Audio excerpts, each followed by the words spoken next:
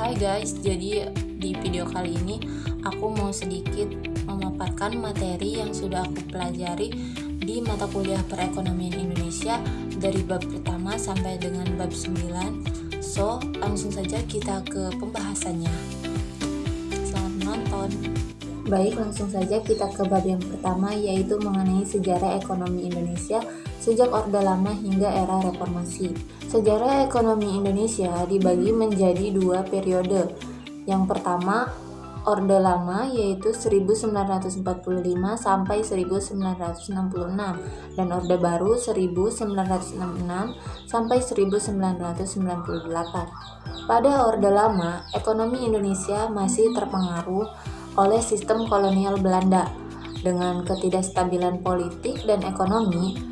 Pada Orde Baru, ekonomi Indonesia mengalami pertumbuhan pesat berkat kebijakan ekonomi yang lebih baik, terbuka dan liberal, namun juga diwarnai dengan korupsi dan penyalahgunaan kekuasaan. Ke bab 2, yaitu tentang pertumbuhan dan perubahan struktur ekonomi. Pertumbuhan dan perubahan struktur ekonomi Indonesia pada masa Orde Baru merupakan proses transformasi ekonomi yang signifikan. Pada masa ini, perekonomian Indonesia mengalami pertumbuhan yang pesat, ditandai dengan peningkatan produk domestik bruto dari 43,5 triliun pada tahun 1966 menjadi 643,8 triliun pada tahun 1996. Selain itu, pendapatan per kapita juga meningkat signifikan dari 126.000 pada tahun 1966 menjadi 2,3 juta pada tahun 1966. Perubahan struktur ekonomi juga terjadi pada masa ini. Sektor industri dan jasa meningkatkan kontribusinya terhadap PDB dari 22,1% pada tahun 1966 menjadi 44,1% pada tahun 1906.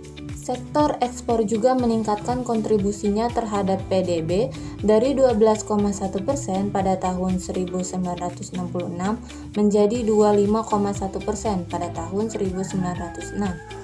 Selain itu, sektor swasta juga meningkatkan kontribusinya terhadap PDB dari 30,1% pada tahun 1966 menjadi 55,1% pada tahun 1996. Dengan demikian, pertumbuhan dan perubahan struktur ekonomi Indonesia pada masa Orde Baru dapat dikatakan sebagai proses transformasi ekonomi yang signifikan yang membantu meningkatkan kesejahteraan masyarakat dan memperkuat posisi Indonesia dalam perekonomian global. Kemiskinan dan kesenjangan. Pada masa Orde Baru, kemiskinan dan kesenjangan merupakan dua isu yang sangat penting dalam perekonomian Indonesia. Angka kemiskinan menurun dari 60% pada tahun 1966 menjadi 11,3% pada tahun 1996.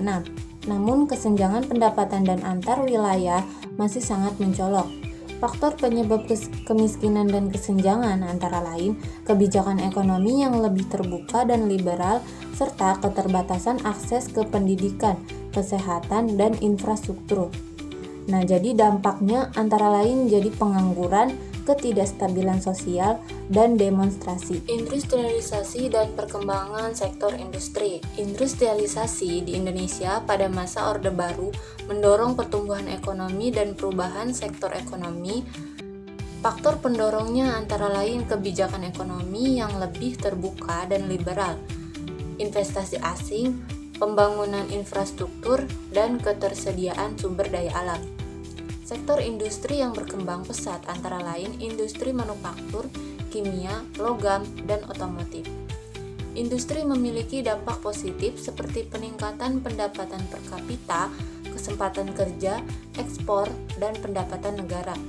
Namun, juga memiliki dampak negatif seperti pencemaran lingkungan, ekspoliatisasi sumber daya alam, dan kesenjangan pendapatan dan kesempatan kerja. Next, di bab 5 yaitu perkembangan sektor pertanian.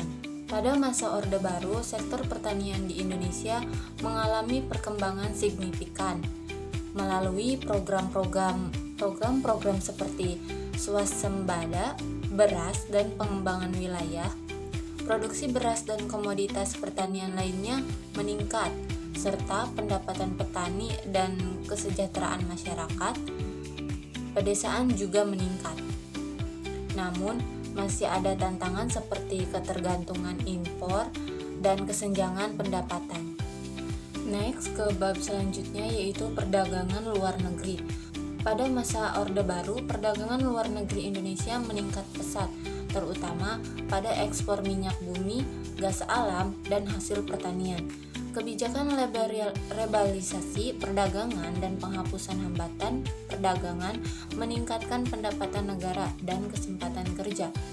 Namun, ketergantungan pada impor dan fluktuasi harga komoditas internasional masih menjadi tantangan. Neraca pembayaran arus modal asing dan utang luar negeri. Jadi pada masa Orde Baru, neraca pembayaran Indonesia mengalami surplus, namun utang luar negeri meningkat pesat sehingga mencapai 139,4 miliar US dollar pada tahun 1997. Nah, hal ini meningkatkan beban bunga dan cicilan utang serta resiko krisis keuangan. Lanjut ke bab 8 yaitu otonomi daerah dan peluang serta tantangan bisnis di daerah. Jadi, otonomi daerah membuka peluang bisnis di daerah melalui pengembangan potensi sumber daya alam, infrastruktur, pariwisata, dan UKM.